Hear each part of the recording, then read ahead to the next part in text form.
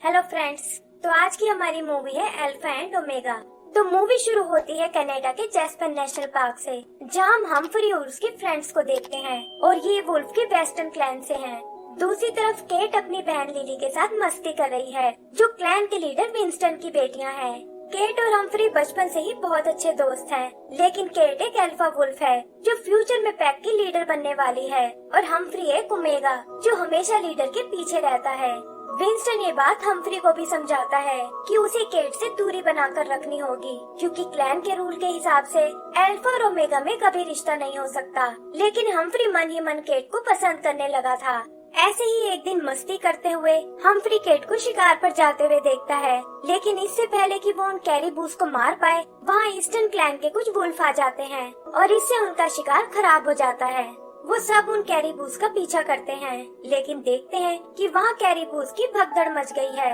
Cat किसी तरह खुद को बचा लेती है, लेकिन देखती है कि वेस्टर्न वुल्फ भगदड़ में फंस गए हैं।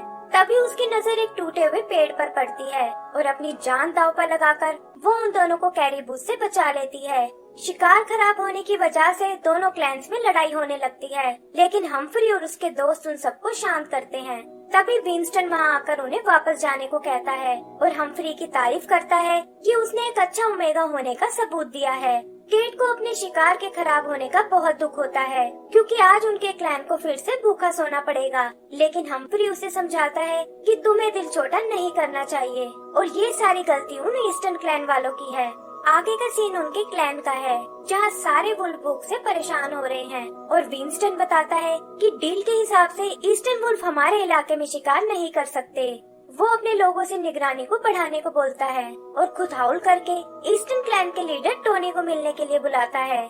आगे हम उन दोनों को बॉर्डर पर मिलते हुए देखते हैं, जहां विंस्टन उसे अपनी डील के बारे में बताता है, लेकिन टोनी कहता है कि हमारे यहाँ खाने के लिए एक भी कैरीबू नहीं बचा है और वो अपने भूखे वुल्फ को और कंट्रोल नहीं कर सकता। फिर वो विंस्टन को उसका किया एक प्रॉमिस याद दिलाता है कि वो केट और उसके बेटे गार्थ की शादी कराना चाहता था, ताकि दोनों क्लैंस आपस में मिलजुल कर रह सकें। विंस्टन भी इसके लिए तैयार हो जाता है और हम देखते हैं कि केट चुप कर उनकी सारी बातें सुन रही है। जाते हुए टोनी उसे वार्न करता है कि अगर जल्दी ये शादी नहीं हुई तो वो अपने वुल्फ के साथ उन पर हमला कर देगा और फिर पूरा ईस्टर्न इलाका उसके कब्जे में आ जाएगा।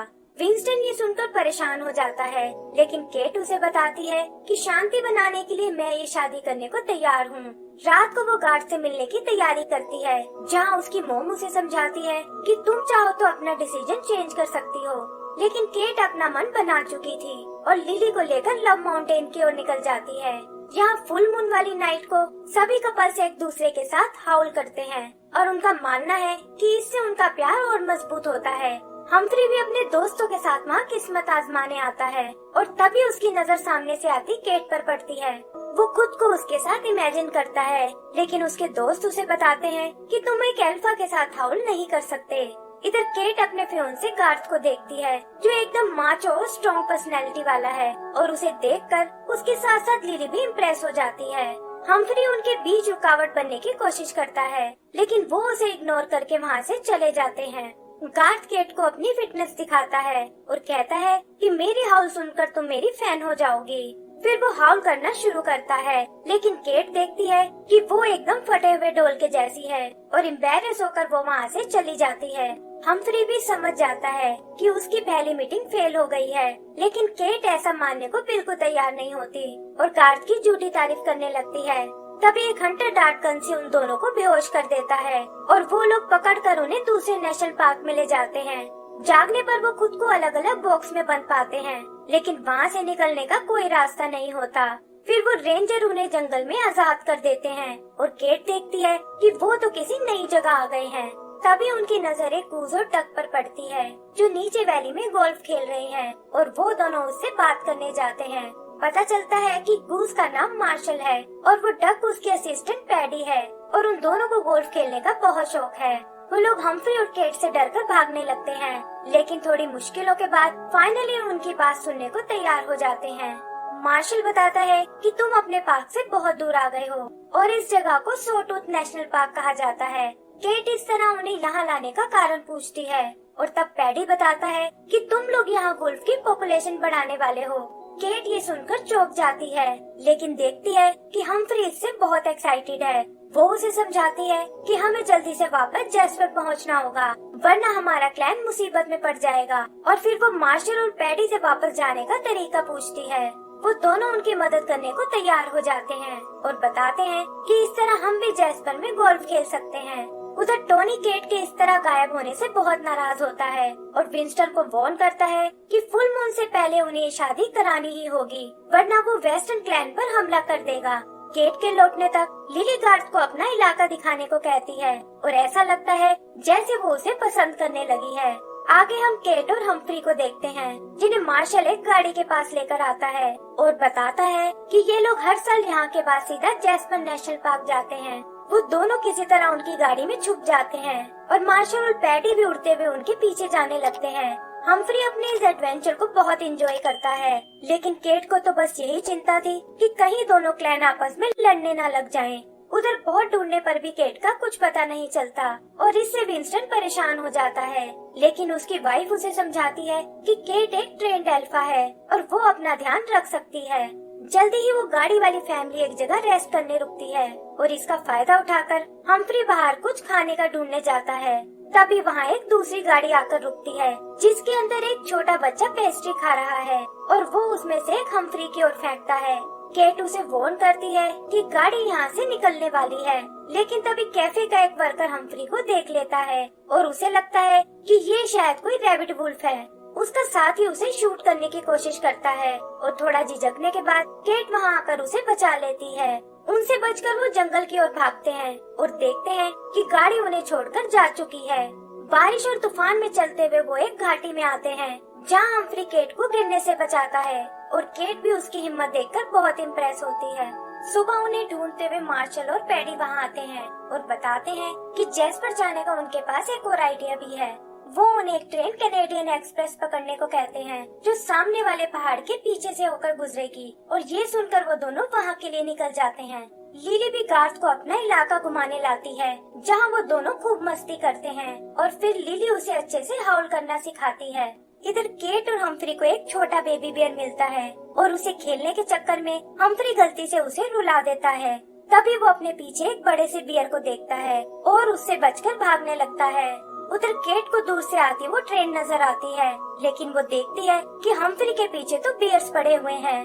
मार्शल और पैडी को लगता है कि कहीं वो दोनों ये ट्रेन भी न छोड़ दें, लेकिन वो नहीं जानते कि वहाँ उन दोनों की जान पर बनी हुई है।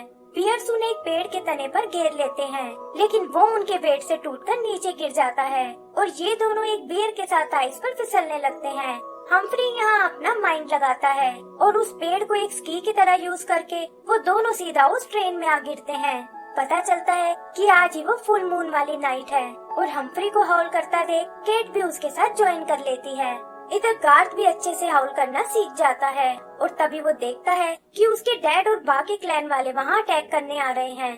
लिली तुरंत ये खबर देने अपने क्लैन की ओर जाती है और टोनी गार्ड को एक ओमेगा के साथ देखकर बहुत नाराज होता है। फिर वो अपने वुल्फ को आगे बढ़ने को बोलता है और उधर विंस्टन और उसका क्लैन भी उनका मुकाबला करने जाते हैं। केट और हम्फ्री की ट्रेन भी जेस्पर तक पहुंच जाती है और वहाँ हम्फ्री उसे प्रपोज करने की सोचता है। तभी केट की नजर सामने पहाड़ी पर पड़ती है, जहाँ दोनों वुल्फ क्लैन आमने सामने हैं और वो बिना हम्फ्री की बात सुने ट्रेन से कूद जाती है। उसके पेरेंट्स भी उसे देखकर बहुत खुश होते हैं और वो उन्हें बताती है कि कैसे इंसान उन्हें पकड़कर दूसरे पार्क में ले गए थे। टोनी उसे अपनी शर्त पूरी करने को कहता है और केट इसके लिए तैयार हो जाती है। लिली दुखी होकर वहाँ से चली जाती है और हम्फ्री भी ये सुनकर हैरान हो जाता है। तब केट उसे बताती है कि ये सब उसके डैड ने प्लान किया था और वो खुद भी क्लैन की भलाई चाहती है और इससे हम्फ्री उदास हो जाता है। आगे हम केट को अपनी शादी के लिए तैयार होते हुए देखते हैं और वो नोटिस करती है कि लिली का मूड अचानक से खराब हो गया है। तभी उससे मिलने मार्शल और पैडी वहाँ आते हैं, जिनके साथ हम्फ्री भी है, और वो केट को बताता है कि मैं मार्शल और पैडी के साथ वापस जा रहा हूँ। केट को ये सुनकर बहुत हैरानी होती है और हम्फ्री कहता है कि अब वो लाइफ में कुछ नया ट्राई करना चाहता है। फिर वो उसे अलविदा बोलकर वहाँ से चला जाता है और केट अपनी फैमिली के साथ गार्ड के पास आ जाती है। वो लोग अपना रिचुअल शुरू करते हैं, लेकिन तभी कुछ सोचकर केट पीछे हट जाती है और कहती है कि वो ये शादी नहीं कर सकती। गार्थ ये सुनकर बहुत खुश होता है और केट सबको बताती है कि अब वो हम्फ्री से प्यार करने लगी है। इधर हम्फ्री भागता हुआ उस ट्रेन की ओर कूदता है और उधर टोनी विंस्टन को बताता है कि तुम्हारी बेटी रूल्स के खिलाफ जा रही है। तभी गार्थ भी लिली से अपने प्यार का इजहार करता है और ये सुनकर टोनी गुस्से में अपने वुल्फ्स को अटैक करने को बोलता है। दोनों क्लैन्स एक दूसरे से लड़ने लगते हैं और उनका शोर सुनकर पास ही चल रहे कैरीबूस घबरा जाते हैं। केट की नजर भागते हुए उनके झुंड पर पड़ती है और वो सबको इस भगदड़ से बचने के लिए वार्न करती है। सभी वुल्फ वैली के साइड में जाने लगते हैं और विंस्टन देखता है कि बैक पेन के कारण टोनी बीच में फंस गया है। वो किसी तरह उसकी कमर को सीधा करता है, लेकिन तब तक वो भगदड़ के बीच फंस जाते हैं। केट ये देखकर उनकी मदद करने जाती है और तभी वहाँ हम्फ्री आ जाता है, जो लड़ाई की आवाज सुनकर वापस आ गया था। वो एक पेड़ के तने को यूज करके उनके लिए एक शील्ड बना देते हैं और खुद भी धीरे धीरे उसी तरफ जाने लगते हैं। तभी एक कैरीबू के टकराने से केट बेहोश हो जाती है और हम्फ्री उसे बचाने के लिए खुद शील्ड बन जाता है। टोनी और विंस्टन भी कैरीबूस को दूर करने लगते हैं और जल्दी ही वो भगदड़ खत्म हो जाती है। हम्फ्री केट को जगाने की बहुत कोशिश करता है, लेकिन उसमें कोई मूवमेंट नहीं होती और ये देखकर वो उदास मन से हाउल करने लगता है। बाकी वुल्फ भी ऐसे ही करते हैं और तभी वो देखते हैं कि केट को होश आ गया है। केट अपनी जान बचाने के लिए उसे थैंक्स बोलती है और साथ ही वो दोनों एक दूसरे को प्रपोज करते हैं। विंस्टन और टोनी भी उनके रिलेशन को एक्सेप्ट कर लेते हैं और देखते हैं कि लिली और गार्थ भी एक दूसरे को पाकर बहुत खुश हैं। तभी मार्शल और पैडी वहाँ आते हैं और कहते हैं कि अब ये पुराने लीडर्स का रिटायर होने का वक्त है और इस खाली टाइम में वो उन्हें गोल्फ सिखा सकते हैं। एंड सीन में हम सभी वुल्फ को लव माउंटेन पर देखते हैं, जहाँ वो प्यार से एक दूसरे के साथ हाउल कर रहे हैं और इसी के साथ हमारी ये मूवी खत्म हो जाती है। तो दोस्तों, अगर आपको ये मूवी पसंद आई हो तो प्लीज हमें लाइक एंड सब्सक्राइब करना ना भूलें। Thank you.